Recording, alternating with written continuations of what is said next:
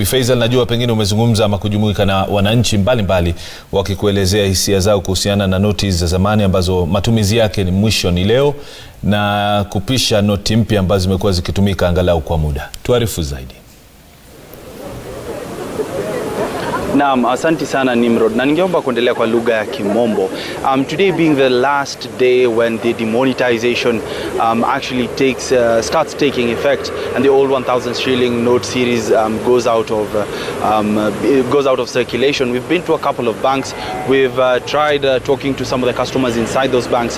What they have informed us is even from visually seeing what's happening there aren't a lot of customers there trying to exchange all notes. They're just there to pay their end of month bills. Some of them are paying rent, water bills and electricity, etc. But they're not there to exchange the old currency bills. Now, just falling back to what the CBK Governor Dr. Patrick Njoroge said last week, most of the heavy activities was witnessed immediately after the pronouncements were made. He said that immediately after the Madaraka Day announcements, most of the heavy transactions were noticed between the months of June and July, especially the first and last 2 weeks of both months.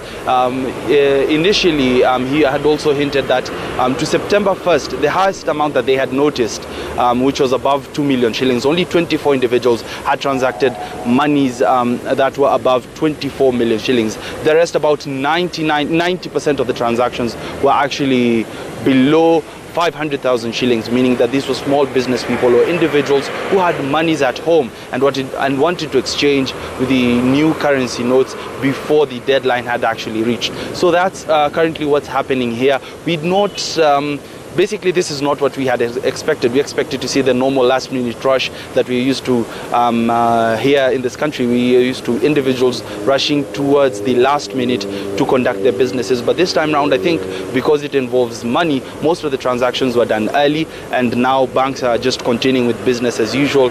And remember, the close of this particular exercise will happen at 3. The central bank was a bit ambiguous in when they said close of business, because the central bank closes at 5 p.m. and banks normally, most of them close at around 3 p.m. So, and they're the only institutions that are taking in the old currencies, because most of the vendors, the supermarkets, and even mobile money agents have stated that they'll not be taking money even prior to this particular date. So what we are expecting to see is maybe later on in the day if individuals will go to the banks. But as for the morning hours, the activities are less of what we thought they'd be, because most of the individuals had already switched to the new notes. Nimrod.